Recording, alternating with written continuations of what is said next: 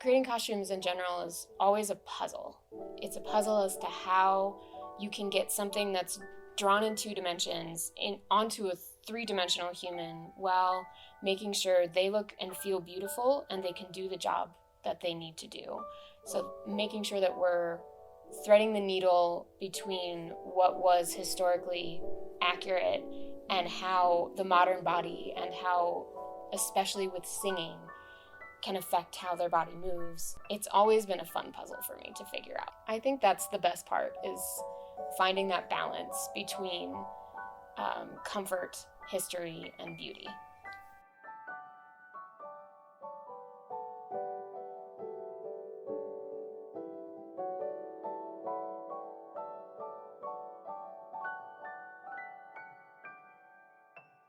My name is Tiffany Lent. I am the cutter draper here at Utah Opera. I'm Amanda Meyer, and I'm the first hand here. I'm Millie Poletan. Millie, everybody call me Millie. And my title is a tailor. My name is Cece Swalling, and I am the costume director for the Utah Opera. We have been here as long as Utah Opera has existed. When the company was first founded, the founder made sure that there was a costume shop built with the original company. And so we've been around for 40 plus years. And over that time, we've gone from a very small operation to a I guess I would call it medium-sized operation, but it's much larger than what we started with. We do our costume rentals as well as make costumes for our own shows. In our costume rentals, we actually have an entire warehouse that has about 25,000 plus costumes, and those are costumes that have been in there easily from 35 years ago to now.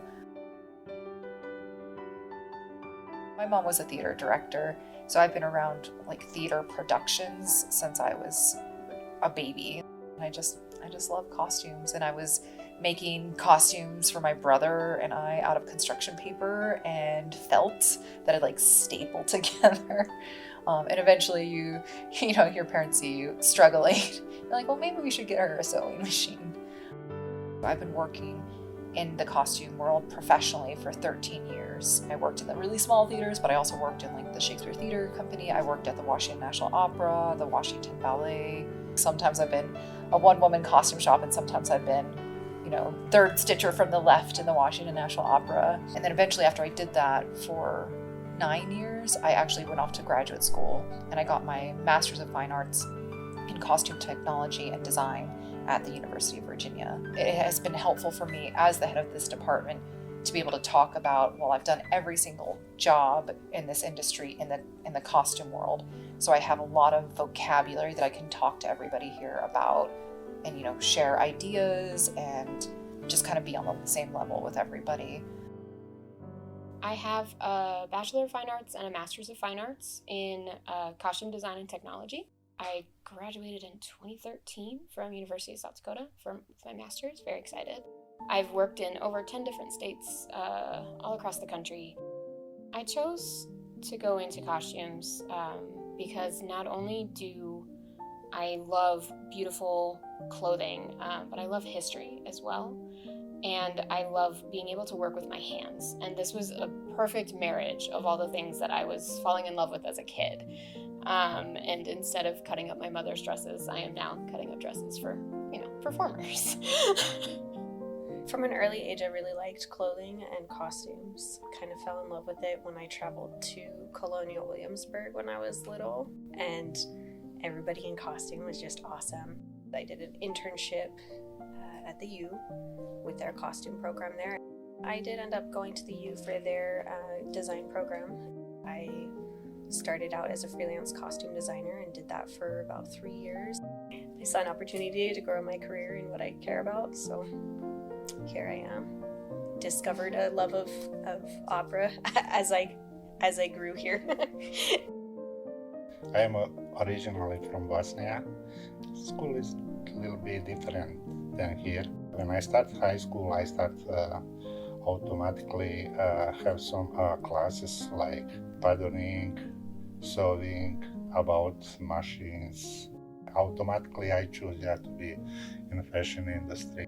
When I finished high school, I started working and I decided to go in college, and I finished college for tailoring. When I come 2002 in United States, my case worker, she see how I'm talented and she don't wanted me to bring tables in some restaurant or hotels, and she wanted me really to bring in a real staff, and she bring me here in the costume shop here in Utah Opera for first interview, and on that point my English is not that much good. My boss on that time, she say, I give you a chance 2 weeks, and if you show you know something, yeah, you can stay. If not, I'm sorry. And yeah, she gave me a chance 2 weeks. I stayed 20 years. One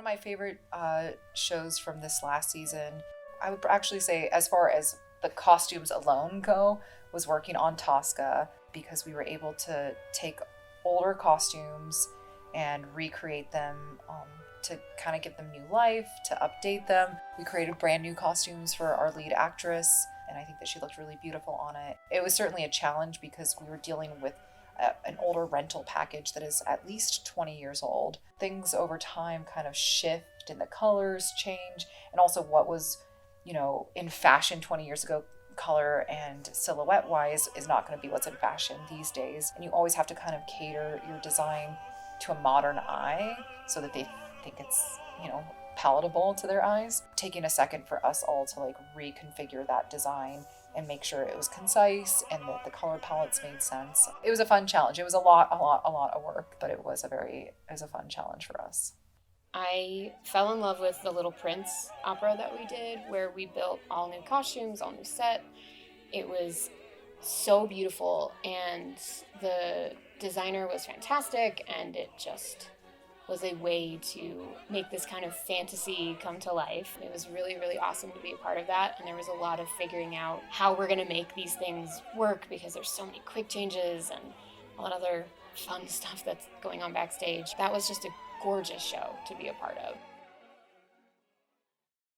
Opera singers are different to work with than other performers, and it's been really fun to see how their performance impacts how their clothing fits. This is our mock-up of a corset, and we've actually added a stretch panel on the side so that it's a lot easier for them to expand their ribs and to sing while still being supportive and still supporting the shape that is the Regency style, which is this kind of more uplifted bust.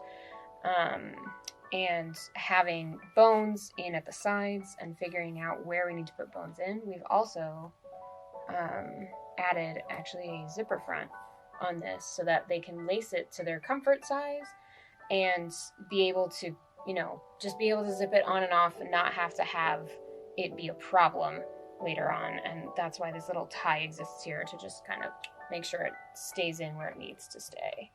It's super cool to have those kind of challenges that we wouldn't normally, if it's a musical theater person, we'd just be like, get in that corset. But here we try to come up with ways to make it better for the singers, because that voice, that voice that I can't do. All actors in opera, they are excited to come here in the Utah Opera. They know we do good stuff, good costumes, and they are always excited when they come here, and they know we have something nice and good for them. What has made my experience at the Utah Opera a unique experience really just has to do everything with who works here. I think we're all dedicated to doing the highest form of our art that we possibly can, and everybody who is here is so incredibly passionate about making art and making opera in particular, obviously. And that's been a really exciting place to be, because I think the people who are here are very dedicated to creating, this wonderful artistic life.